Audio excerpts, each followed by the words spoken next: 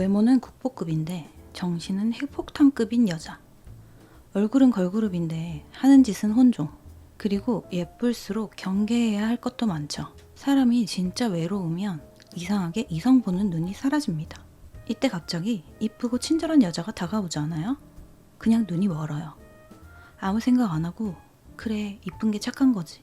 이번엔 괜찮겠지 하고 사귄 여자한테 감정 탈탈 털리고 통장도 탈탈 털리는 그 비극을 눈앞에서 맞이하게 되실 거예요.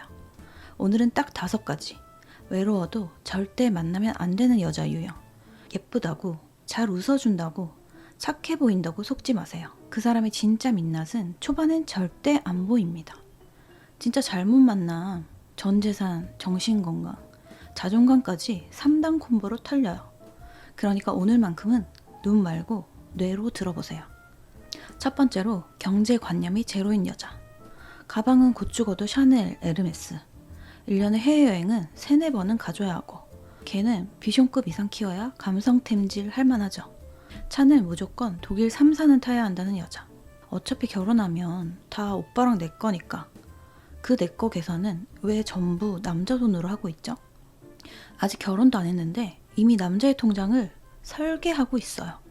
이런 여자일수록 돈에 민감하고 본인의 소비 기준은 절대 분수에 맞추지 않아요. 본인은 10평짜리 원룸에 살면서 능력에 맞지 않는 명품, 반려동물, 외제차, 해외여행, 자기 수입으로는 못하지만 남친이자 미래의 남편이니까 당연히 해줘야 한다고 굳게 믿는 여자. 이게 사랑일까요? 지갑일까요? 결혼은 현실이고 통장은 무한이 아님을 모르는 사람이죠. 필요 이상의 사치가 심한 여자는 1순위로 걸러냅니다. 결혼해서 경제의 공동체가 되었을 때 구멍이 여기서 발생해요. 매달 사랑이 아니라 밀린 카드값 걱정을 하시게 될 수도 있어요. 내 돈도 본인의 돈처럼 생각하는지 체크해 볼 필요가 있죠. 두 번째로 남사친이 많은 여자. 평소에도 다양한 남자들과 연락을 주고받는 여자. 현이 오빠, 교회 오빠, 운동 오빠, 술 친구 오빠. 전화기 한 대에 오빠가 5주억 명. 자기 입장은 늘 같아요. 난 걔네랑 아무 사이도 아니야. 근데 여러분이 찝찝해하면 나 질투하는 사람 싫어. 그때부터 여러분이 이상한 사람이 되는 거죠. 남사친이 많은 여자의 문제는 그 자체가 아니라 호의에 무감각한 태도라는 거죠. 다정함과 유혹의 경계가 허물어져 있고 자기 남친이 불편해도 그건 너의 문제라고 치부해버려요. 이런 관계는 서로 존중보다 방어와 감시로 가게 됩니다. 그리고 결정적으로 선이 없는 사람은 한 번 실수도 아주 쉽게 합니다. 사람 많은 게 뭐 어때서? 주변에 사람 많을 수는 있죠. 근데 그 인간관계가 애인이 있는 상태에도 유지되어야만 하는가? 이건 생각이 다르다는 증거죠. 관계에 대한 온도차는 시간이 갈수록 싸움의 불씨가 돼요. 그래서 초반에 꼭 확인하세요. 이 사람이 친절한 건 나한테만 그런 건지, 내가 불편하다고 말했을 때 반응은 어떤지, 이게 앞으로 이 사람이 당신을 얼마나 우선시하는지를 보여줍니다. 세 번째로 운동 안 하고 생활 패턴이 엉망인 여자. 집안일, 즉 기본 생활이 안 되는 여자. 예쁜 외모, 그거 유지하는데도 노력이 필요합니다. 근데 아예 운동 자체에 관심이 없는 여자? 자기 몸 하나 못 챙기는데 나중에 가정을 어떻게 챙기겠어요? 얼굴은 아이돌급인데 생활력은 제로. 청소? 그냥 좀 더러워도 안 죽어. 요리? 배달 앱 있는데 왜 해? 만나보면 초반엔 괜찮아요. 근데 같이 지내면 낮과 밤이 바뀐 생활은 기본이고 침대랑 소파가 일상. 주말엔 씻지도 않고 넷플릭스 정주행. 청소기? 그거 어떻게 쓰는 건데? 운동이나 생활 루틴이 없는 사람의 공통점은 잠 패턴이 엉망이죠. 밤에 잘 자는 사람 치고 성격 나쁜 사람 없어요. 이게 무너진 사람들은 기초 체력이 약하고 감정 컨트롤도 약해요. 작은 일에도 예민하고 쉽게 기분이 가라앉고 문제가 생기면 귀찮아라는 말로 회피해요. 이런 사람과 연애하면 당신이 자꾸 어르고 달래는 엄마 역할을 자초하게 된다는 거죠. 연애는 동등한 관계여야지 한쪽이 맨날 챙기고 끌어줘야 하는 구조면 감정 소진이 2배로 빠를 수밖에 없어요. 요즘 시대에 남자도 같이 하는 거 아니야? 그쵸, 같이 해야죠. 근데 문제는 아예 안 하려는 사람을 만나면 가치가 아니라 대신이 됩니다. 외모보다 생활 패턴을 보세요. 본인이 일상을 어떻게 관리하는지 이게 연애 끝나고 결혼 생활의 리허설이 됩니다. 네 번째로 고마움을 모르는 여자. 받는 데만 미친 여자요. 무슨 기념일마다 선물 받고 밥 얻어먹고 데려다주고. 그 남친이면 이 정도 기본 아니야? 가 궁돌인 사람. 근데 잘 생각해보세요.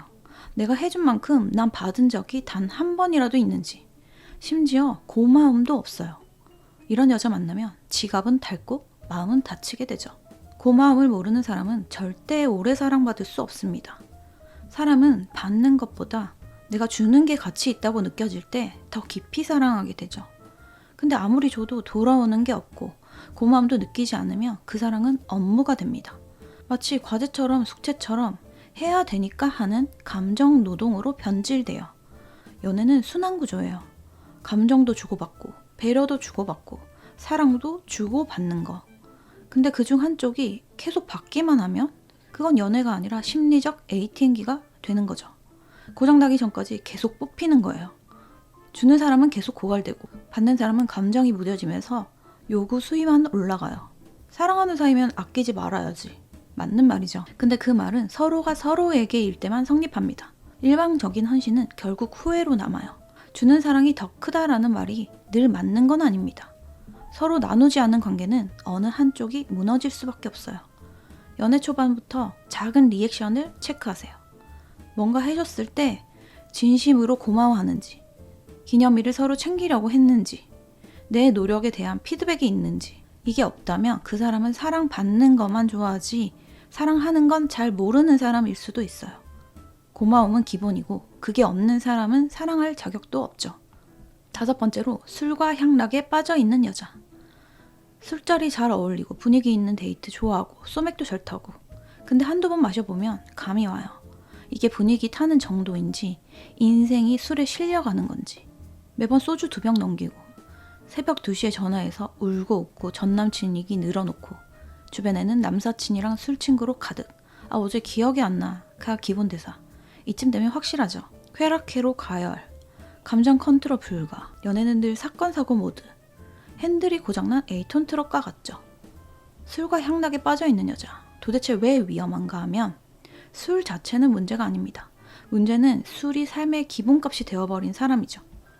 술을 즐기는 정도는 개인의 취향이지만 도파민 회로가 고장난 사람은 술을 단순한 도구가 아니라 감정의 도피처로 사용해요. 기분이 좋든 나쁘든 결국 도착지는 술집이고 새벽이고 남자들이 많은 자리죠. 이런 사람은 술을 마시는 게 아니라 기본을 술에 실어 내다버리고 사는 거예요. 뇌는 반복된 쾌락에 중독 회로를 만들죠. 술, 유흥, 즉각적인 감정 해소. 이런 쾌락에 길들여진 사람은 스트레스를 풀 때 생산적인 방법을 찾지 않아요. 그러니까 감정 기복은 널뛰기가 되고 문제가 생기면 술로 덮고 그렇게 쾌락에 절여진 뇌는 이성과의 경계도 무너진 상태에서 실수를 연발하게 되죠. 이건 단순히 주량 문제가 아니라 자기 통제력 자체가 깨져버린 상태에 자주 놓이게 되는 거나 마찬가지예요. 예를 들면 갑자기 어느 날 저녁에 연락이 두절돼요. 다음날 아침에 어떻게 들었는지 기억이 안 난대요. 단 한 번이라도 술을 먹고 기억이 사라졌다는 여자를 만나면 멀리 도망치실 준비를 하셔야 돼요. 술 좋아한다고 다 문제 있는 건 아니잖아요? 맞아요. 술을 먹는 여자가 다 나쁘지는 않죠. 술을 먹을 줄 안다고 다 노는 여자도 아니고요. 술을 먹는 것이 문제가 아니라 어떻게 먹냐가 본질이에요. 적당한 음주는 서로의 긴장을 풀어주고 관계를 더 돈독하게 만들 수도 있죠.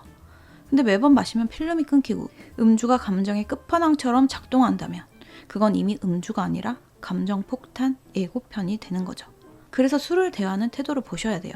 술을 마시는 이유가 기분이 좋아서인지 아니면 기분을 풀어야 돼서인지 체크해보세요.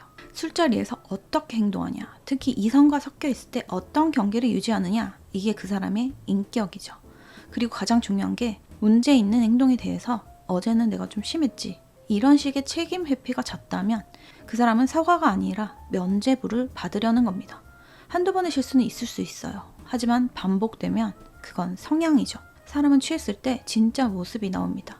술 없이는 자신을 못 버티는 사람은 연애도 결혼 생활도 같이 못 버틸 확률이 높아요. 여러분 감정은 누군가의 해장거리로 쓰여질 만큼 가볍지 않다는 거 꼭 기억하세요. 외로워서 시작한 연애가 더 외로운 결과로 끝나는 경우 진짜 너무 많아요. 예쁘다고 해서 잘 웃어준다고 해서 말이 잘 통한다고 해서 그게 그 사람의 본질은 아닙니다. 지금 외롭다면 그 공허함은 누군가로 채우려 하지 마시고 좋은 사람이 올 때까지 비워두는 것도 하나의 방법일 수 있어요. 잘못 채우면 한동안 아무것도 담을 수 없다는 거 기억하시고요. 위에 언급한 사람들만 피해도 충분히 좋은 사람을 만나실 수 있다고 장담해요.